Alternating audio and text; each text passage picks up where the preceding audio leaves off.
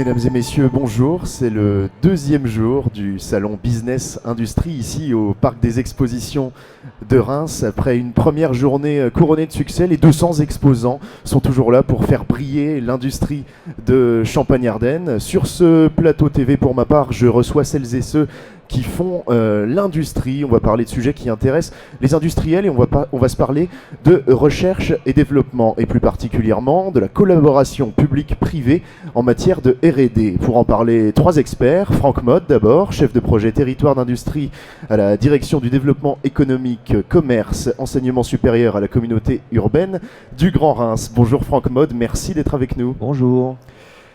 À vos côtés, Franck Mode, Laurent Lucas, vice-président délégué à la recherche et au partenariat en charge du pôle universitaire d'innovation à l'université de Reims-Champagne-Ardenne. Bonjour à vous. Bonjour Laurent Lucas, merci d'être avec nous. Et enfin, Kevin Magnien, responsable Biotech in Lab chez AgroParisTech. C'est bien cela ?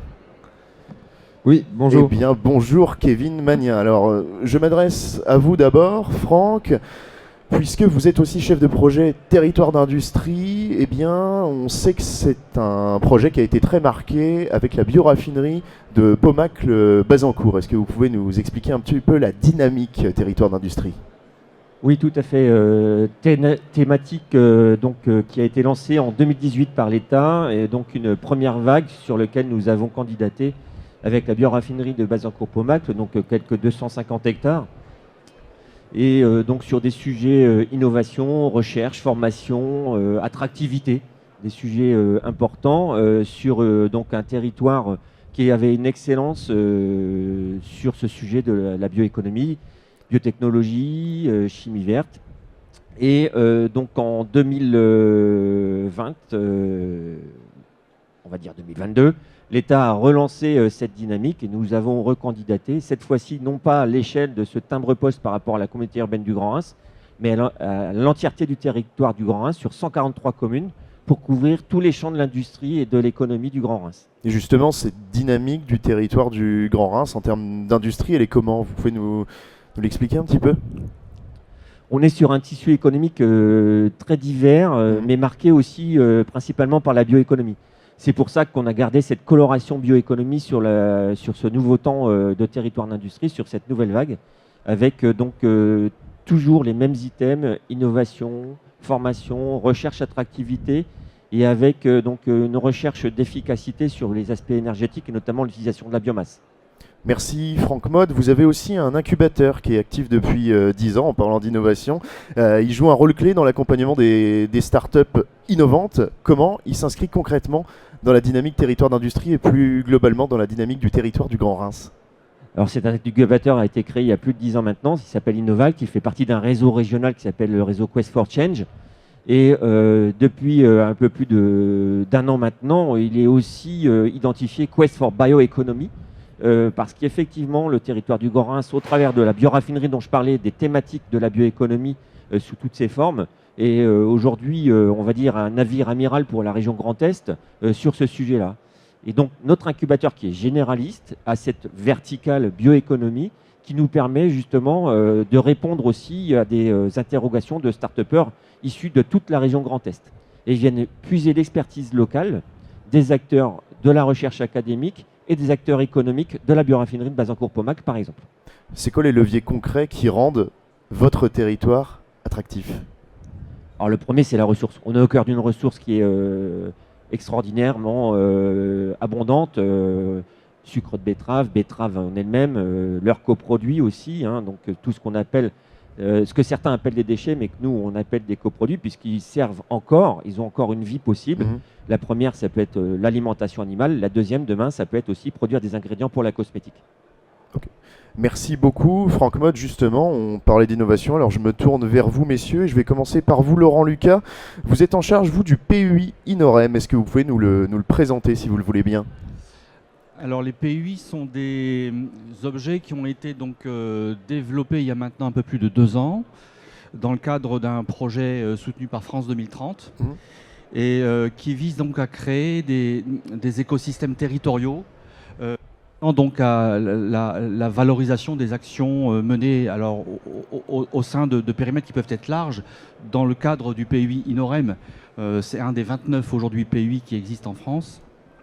On a dans notre périmètre aussi bien des acteurs académiques, donc l'université étant le pilote de l'action, mais il y a aussi des écoles. On a à côté de moi Kevin qui représente AgroParisTech, donc des écoles telles que AgroParisTech, mais aussi des organismes de recherche, et puis donc des acteurs qui sont au soutien de l'innovation. Donc Franck vient d'en parler à l'instant.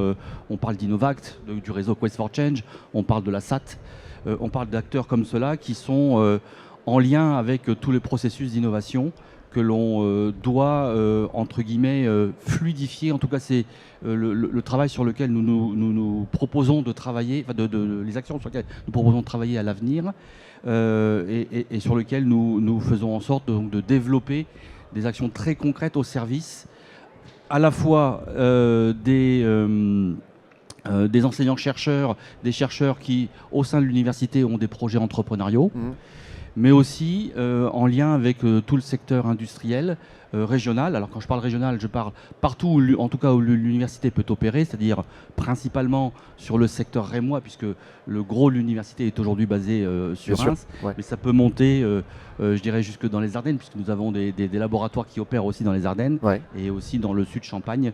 Je pense notamment à des actions qui sont menées sur Troyes. Donc voilà.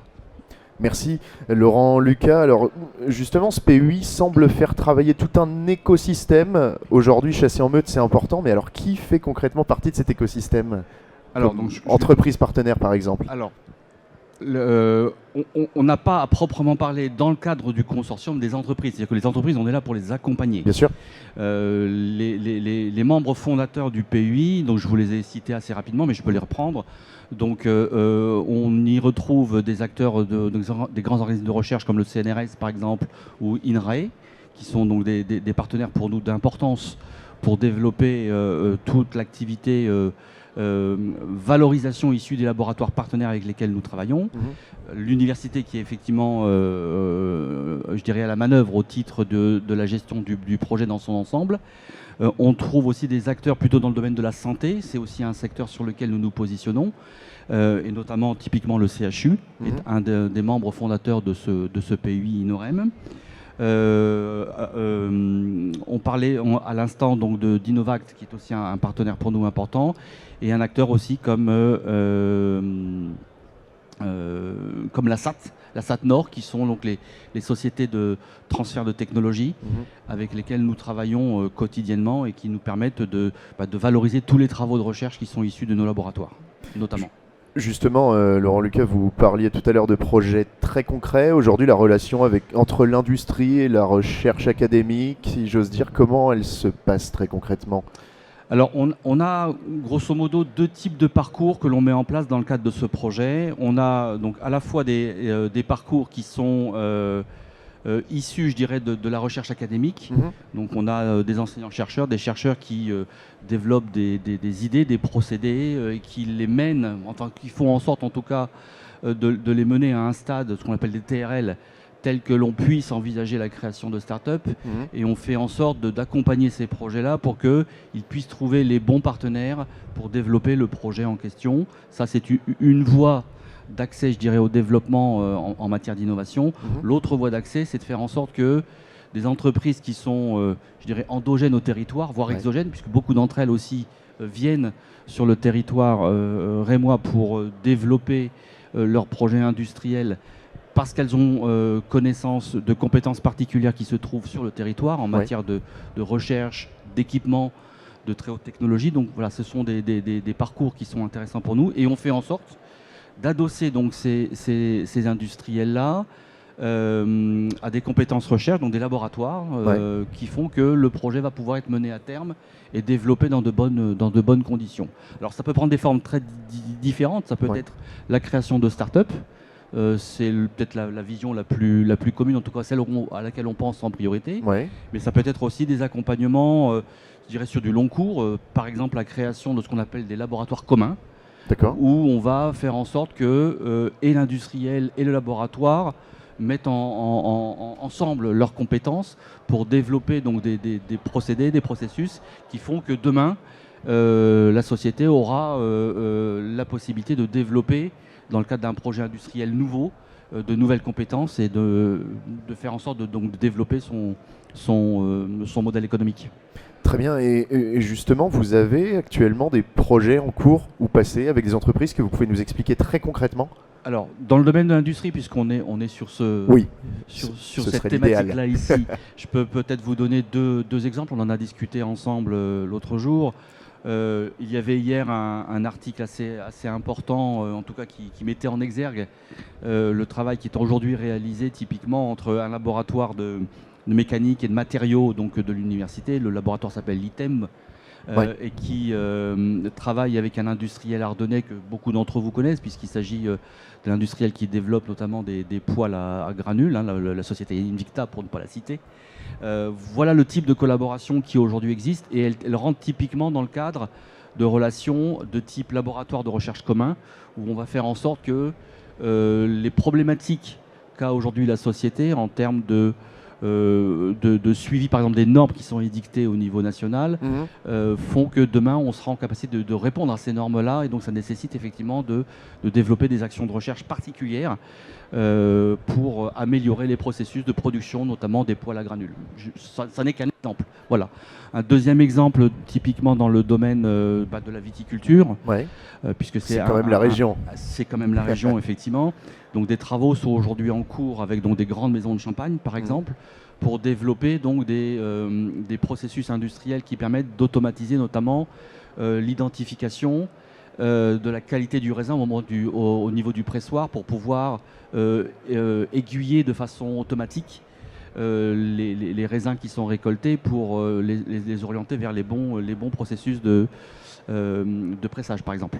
Et donc ça nécessite par exemple des processus de vision artificielle, où on a de l'intelligence artificielle qui entre en ligne de compte et qui permet d'automatiser ce genre de processus. Et donc ce type d'action, en tout cas aujourd'hui, on travaille avec des maisons de champagne pour pouvoir créer des startups qui seront demain capables de répondre, alors non seulement effectivement à la demande du territoire, mais par extension à toutes les demandes équivalentes sur des territoires viticoles, et en France, il y en a quelques-uns.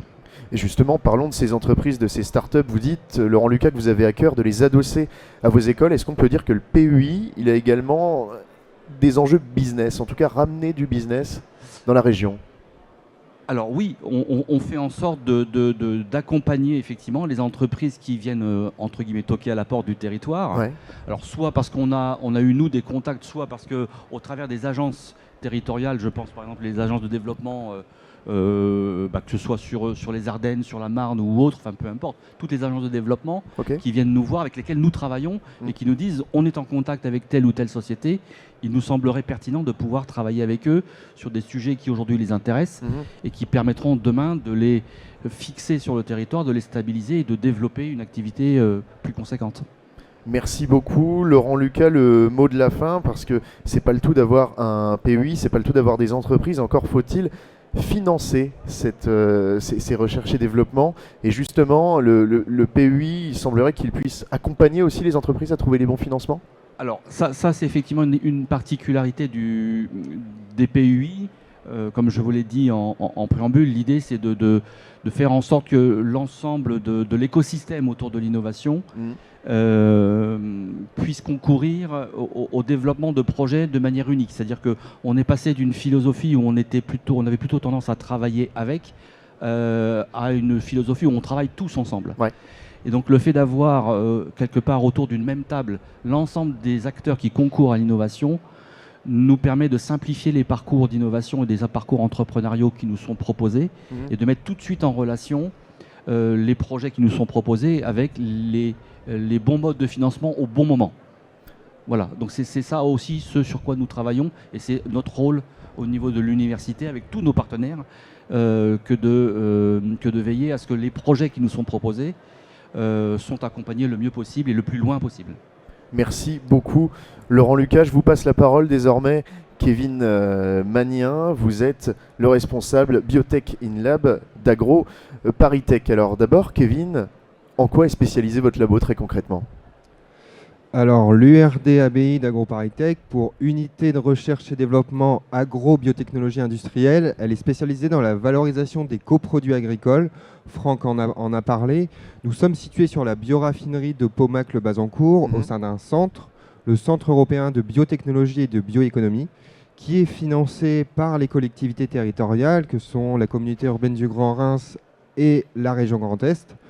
Et quand je parle de coproduits agricoles, c'est que par exemple, nous allons valoriser la pulpe de betterave, le son de blé, le son de moutarde, le tourteau de colza, la sciure de bois par exemple. En molécules à moyenne et haute valeur ajoutée, nous allons les valoriser en molécules et en polymères et matériaux biosourcés par des procédés chimiques et biotechnologiques durables. Ok. Et à partir de cette biomasse végétale, du coup, on va chercher quel type de marché, Kevin, très concrètement? Alors, on va adresser des marchés très différents et donc pour ce faire, en fait, on va avoir plusieurs expertises. On va avoir 3 équipes au sein de notre laboratoire. Une équipe spécialisée en biotechnologie, plus particulièrement en fermentation. On aura une équipe en génie des procédés pour extraire, séparer, purifier les molécules qu'on va produire ou extraire, donc. Et une équipe en chimie verte pour fonctionnaliser ces molécules, leur donner des propriétés d'intérêt pour adresser, cibler des marchés très différents.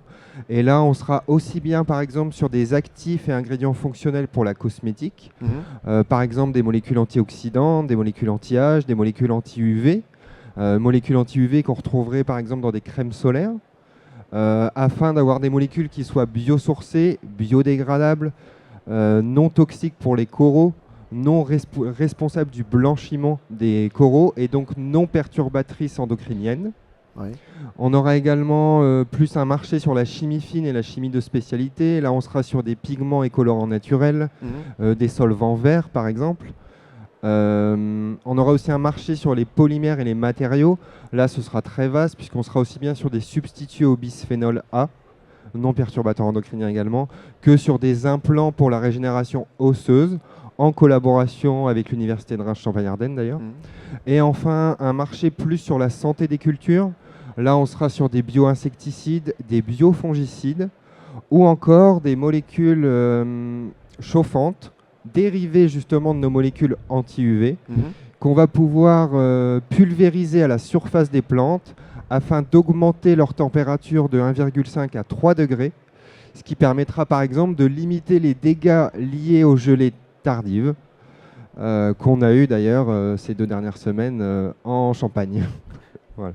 Des sujets extrêmement différents alors dans vos labos, mais néanmoins extrêmement passionnants. Et d'ailleurs, dans le cadre d'un partenariat public-privé, puisque c'est l'objet de notre émission, vous avez déposé un brevet, Kevin Magnien. Est-ce que vous pouvez nous en raconter la genèse ? Alors, en fait, on a déposé un brevet en février 2019 sur un polymère, justement, un polymère à mémoire de forme. Ce polymère, c'est une base de PLA, donc d'acide polylactique, avec lequel on a mis un additif. Et cet additif, il dérive d'une molécule qu'on peut retrouver justement dans différents coproduits agricoles, tels que des coproduits locaux, tels que le son de blé ou la pulpe de betterave, ou beaucoup moins local, le son de riz par exemple. Et selon le pourcentage qu'on allait mettre de cet additif dans ce polymère, le polymère serait plus ou moins flexible ou plus ou moins rigide. Et vous en êtes servi pour quoi du coup ? L'année suivante, on a rencontré une entrepreneuse, donc en février 2020. Ouais. Cette entrepreneuse, à l'époque, elle a une boutique de prêt-à-porter dans le cuir sur Paris. Et elle avait fait le constat, comme nous tous, que l'industrie du textile, l'industrie du cuir est quand même une industrie très polluante pour différentes raisons et qu'elle souhaitait changer tout ça. Et il faut savoir que dans cette industrie, sur un simili-cuir ou même sur un cuir véritable, il y a donc une couche de plastique pétrosourcée, qui est une couche de polyuréthane ou une couche de PVC, qui est la couche superficielle, la couche d'usure, notamment pour rendre le cuir, le matériau résistant aux taches, résistant aux UV, imperméable par exemple. Et elle, quand elle a vu notre petit matériau, notre petit polymère à mémoire de forme, on est arrivé avec un échantillon comme ça, qu'on appelle une éprouvette, elle s'est dit go. puisque notre matériau, base PLA et cet additif avec un coproduit, il était 100% biosourcé, donc issu de ressources renouvelables. Et elle s'est dit go. Et donc, elle a créé une société qui s'appelle Alternative Innovation. On a signé un contrat de licence d'exploitation pour qu'elle puisse exploiter cette invention et l'amener vers une innovation, déployer cette innovation avec pour objectif final de substituer les plastiques pétrosourcés dans l'industrie du cuir. Pour des marchés très divers. Premièrement, le marché du luxe.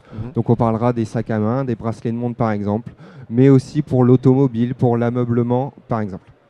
Très bien, et justement, ce projet, outre le contrat d'exploitation, il a été financé comment, ce projet ? Alors, il faut savoir que cette entreprise, donc, comme je vous ai dit, à la base, c'est une entrepreneuse parisienne, mais elle est venue s'implanter dans le Grand Reims. Donc, d'ailleurs, elle est incubée à l'incubateur Innovact. D'accord. Elle est en partenariat avec l'Université de Reims Champagne-Ardenne via le PUI INOREM. Elle est également implantée au sein de notre centre. Et elle a été financée, elle a été aidée par la région Grand Est. Elle a également des fonds de la BPI. Elle est également soutenue par des business angels, et les business angels Marne-Ardenne et Yest de la région Grand Est. Et voilà. Comme quoi, on peut être parisien et venir s'implanter tant le territoire est innovant. Et justement, exactement. Franck Maude, quel plaisir d'avoir ces deux spécialistes sur ce plateau, parce que quand même, travailler avec eux au quotidien, ça doit être sacrément passionnant, n'est-ce pas ? Oui, effectivement. On a plaisir à travailler avec les acteurs de l'écosystème, et c'est ça qui est important. Ce qu'il faut retenir, c'est écosystème.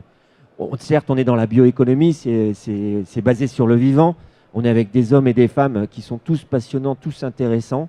Et cet écosystème, il a le mérite aujourd'hui de bien fonctionner. C'est-à-dire que, comme le disait Laurent tout à l'heure, voilà, des fois on a des contacts et on les interroge sur l'opportunité de soit de trouver des compléments aux besoins qu'ils éprouvent. On a aussi des startups aujourd'hui qui viennent nous voir et qui disent bon, bah, maintenant il faut que je passe à l'étape suivante. Où est-ce que je peux mettre j'ai encore ça à faire, comment je peux le faire, comment je peux aussi trouver des fonds. C'est comme ça qu'en échangeant autour d'un certain nombre d'événements aussi, des événements, certains permettent de se rencontrer, de dire tiens, au fait, et en tant qu'on ne s'est pas vu, j'en suis là, et ce serait bien que là, on discute avec la BPI, par exemple, c'était l'exemple de Kevin, c'est aussi comme ça que se sont faits, que se font les projets chez nous. Que ce soit sur de la bioéconomie, mais aussi sur d'autres sujets, parce qu'on voit qu'au niveau de l'université, c'est un alumni de l'URCA qui vous parle, au niveau de l'université de Reims, on a plusieurs thématiques qui sont hyper pointues et sur lesquelles on arrive à apporter vraiment des réponses sur des sujets industriels majeurs. Allez, on en redemande une dernière, Kevin Magnin. Vous avez d'autres projets passionnants à nous raconter? Il nous reste quelques minutes. Alors, allez-y, lâchez-vous, Kevin. Je voudrais juste ajouter un petit point aussi sur le projet avec Alternative Innovation. On a été lauréat récemment, justement, ensemble, d'un appel à projet IDEMO, puisqu'on est aussi là pour parler d'industrie. Qui est un appel à projet donc, pour des démonstrateurs industriels, pour des échelles pilotes, pour passer justement cette start-up Alternative Innovation à cette échelle pilote et pour qu'elle soit dès l'année prochaine à une échelle de production à la tonne de mètres linéaires de cuir. Donc c'est pour dire qu'on peut aussi commencer à cette échelle start-up pour aller finalement en quelques années arriver à une vraie échelle industrielle. Et oui, un autre projet qui est en cours d'ailleurs, donc Laurent en a parlé en partenariat avec l'Université de Reims, le laboratoire ITEM et une grosse société de Reims, la société Forbo, où on a été lauréat récemment, où on a reçu des fonds aussi bien européens de la région Grand Est pour substituer les PVC dans les revêtements de sol pour les rendre plus respectueux de l'environnement. Et donc là, ça vient de démarrer cette année pour les 4 années à venir. Laurent, combien d'étudiants mobilisés sur ce projet? Sur le projet de Forbo? Oui.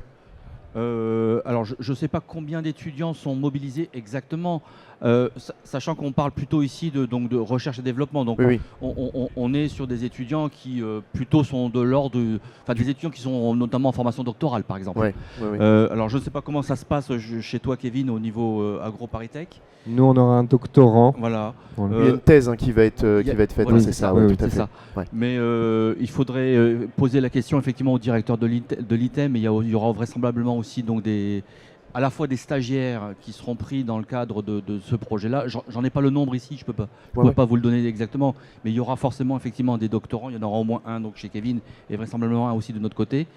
Voilà, c'est pas forcément des cohortes énormes, mais en tout cas c'est effectivement de la ressource qui est précieuse. Que l'université ou les écoles AgroParisTech en l'occurrence, sont capables de fournir dans le cadre du projet pour amener de la puissance, des ressources humaines complémentaires pour pouvoir développer des projets comme celui-ci. Donc ça fait partie des éléments qu'on évoquait tout à l'heure, c'est-à-dire de trouver les bons leviers de développement au bon moment. Bien Et sûr. la ressource humaine, notamment en matière de développement, de recherche et développement, est tout à fait important dans ce cadre-là. Merci beaucoup, messieurs, en espérant vous retrouver l'année prochaine pour parler, pourquoi pas, du projet fort beau. À très bientôt. Merci. Merci Emilien. Merci, Emilien. Merci à vous.